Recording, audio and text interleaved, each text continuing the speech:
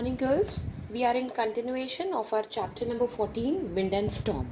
And today we will study about the cyclones. What are the cyclones? What are the formation? What are the atmospheric conditions that form the cyclones? And what are the disasters? What are the destructions that are caused by the cyclones?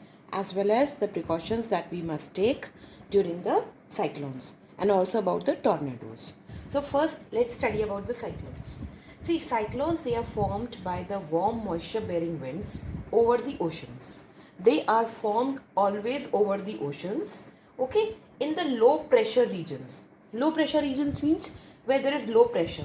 That means the temperature is very high, okay. So in those areas, in those oceans where the temperature is very high, there the cyclones are formed.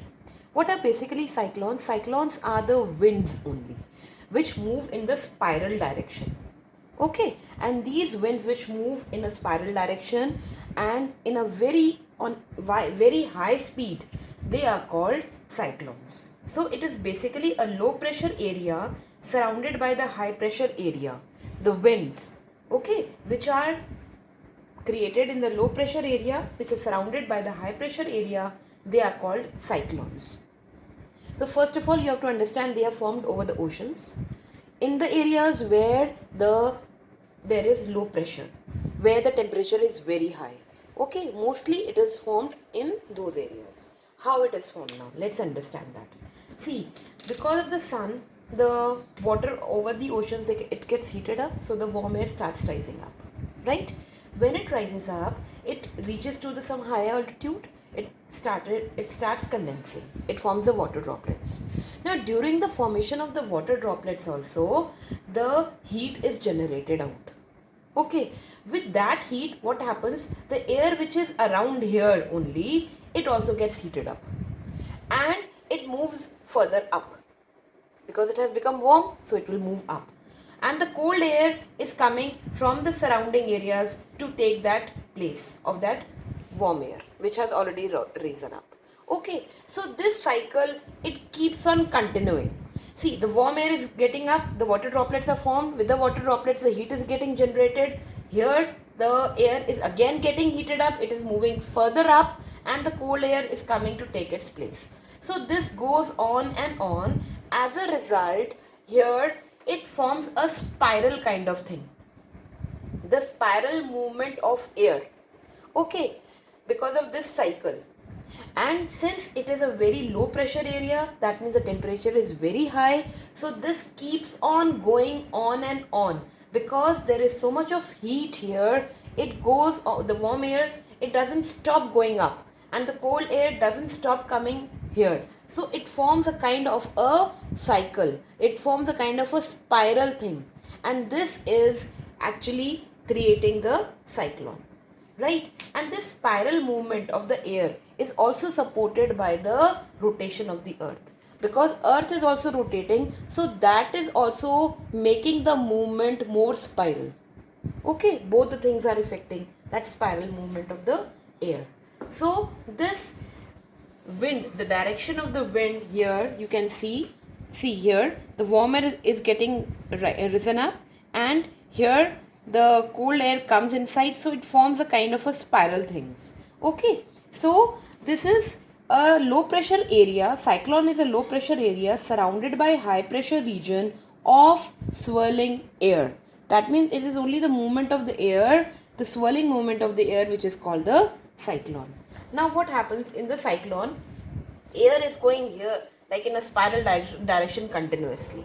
Okay, but the middle part of the cyclone, the center part of the cyclone, which is called the eye of the cyclone, that is very calm and cloudless area. There you cannot find any disturbance. Where is the disturbance? Where it causes a destruction? Only on the outside area, right? Wherever cyclone will move, then in the center of that cyclone there will be no destruction. Only on the outer areas there will be lot of destruction there.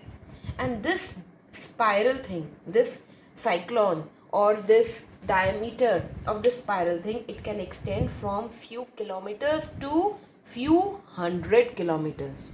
So can you just imagine how How big spiral is that formed? The diameter is being from kilometers. I mean, it's not just a meter or a 2 meter. Kilometers going up to few hundred kilometers. It can be 500 kilometer. Okay. So that is a cyclone. So what happens? See, we'll read from here to make you more understand. Heavy winds and rains are formed around this eye of the cyclone. On the outer side, heavy winds are there, and also the rainfall is also there. As the cyclones develop in the sea, they start moving towards the land near the ocean with a high speed. They are developed over the ocean only, and with the movement of the air, they start moving towards the seashores, towards the land. Okay, this high speed wind creates large and strong sea waves which may be several meters high. Because of this wind, what happens? The waves are also formed. Very high waves are formed. These waves are very strong enough to cause destruction to the shore.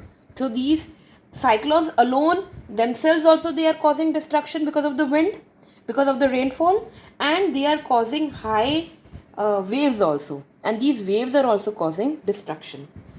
Now, cyclones are called by different names in different countries. In America, it is called a hurricane. Okay? Oh, sorry, hurricane. And in Japan and Philippines, it is called a typhoon. So you have to remember these two names. Hurricane, where are they called? In America, they are called hurricanes. And in Japan and Philippines, they are called typhoons. Okay? In the month of October 2013, a severe tropical cyclone named Phylon made landfall in the northeast region of India. It was the second strongest tropical cyclone ever to have landfall in India. It made the landfall. That means it caused so much of destruction that the whole land it got swiped away into the ocean. So you have to remember this name, Phylon. Now destruction by cyclones. What is happening? Huge waves produced by the strong winds accompanied by rains hit the shores and cause heavy floods in the nearby areas. Right? The winds and the rainfall they are causing it. The strong winds can damage buildings, uproot trees and disrupt electrical and communication lines, etc. So these are the various destructions which are caused by that. Now girls, one more thing, important thing that you have to remember of these cyclones. You know that cyclones are formed over the oceans and they start moving towards the shore, towards the land. As they move towards the land, their speed starts decreasing. The destruction power as it is there in the ocean, I mean the movement and the high speed, it becomes little less as it moves towards the seashore, towards the shore, towards the land. Why? Because it hits the land. And when it hits the land, because of the friction, the speed becomes low. Okay. See what happens? As the cyclone reaches the land, it becomes weaker due to the lack of moisture on the land. First, the moisture which it was containing from the ocean, that has got lost. And due to the friction with the land. When it hits the land, the friction is there, so it becomes a little weak. The eastern coast of India is more vulnerable to cyclones as compared to the western coast. That means the east part of the India, the eastern shore of India, this eastern shore is more vulnerable to the cyclones than the western. Now the safety precautions to be taken during cyclones. Stay tuned to the local radio for updated news regarding the thunderstorms and cyclones. We have to be very careful. We have to keep, especially the places which are on the shore, they must have access to the radios, to the television, so that they see the warnings there or listen to the warnings there. Do not use gas or electrical appliances which have been in flood water without checking for safety. Do not go outside your house and do not walk through the flood water. Always keep drinking water separately, as water sources can get contaminated during floods. So drinking water, we should, in the flood areas, we should always keep our drinking water separately. Now, cyclone detection and warning. What are they? Cyclone warnings are given through a variety of media such as radio, television, fax, telefax, police wireless networks and newspapers. They keep on flashing the news that the cyclone is going to appear, or in 2 days there may be a hit by the cyclone. So you have to be, the people living on the shores, they have to be very careful about the warnings. A specially designed system called the Cyclone Warning Dissemination System that works on INSAT satellite is used to forecast the cyclone warnings. Now, cyclone warnings are issued for the general public, fishermen, farmers, and different categories. Okay. Now, they are given in two stages. The first stage is known as cyclone alert or cyclone watch, which is issued 48 hours in advance of any expected cyclone or storm. 48 hours before. That means 4 days before only it is flashed that there can be a cyclone hit on the shore, so be careful. Okay. And the second stage is called the cyclone warning, issued 24 hours in advance. Okay. Now, the next thing what we will study is about the tornado. Now, what are the tornadoes? Tornadoes, they are funnel shape. They are funnel shape, violently rotating column of air that extend from cloud to the ground. They are funnel shape. They are the movement of the air only, but they are so strong and the winds move in such a high speed that wherever they pass through, they take everything within them. They engulf everything within them, and you will not even know where the whole building was. It gets engulfed in that and it throws it away. We don't even know where that building has gone. The complete building. So it is so powerful. Leave apart the trees, the plants, the animals, the people, cars, vehicles. They are very small in front of high buildings. They can overthrow the buildings also. They are so powerful. These are funnel shaped, and mostly they occur in the places like America. There the tornadoes, they come very frequently. Okay, and the winds, they move at a high speed of 500 km per hour.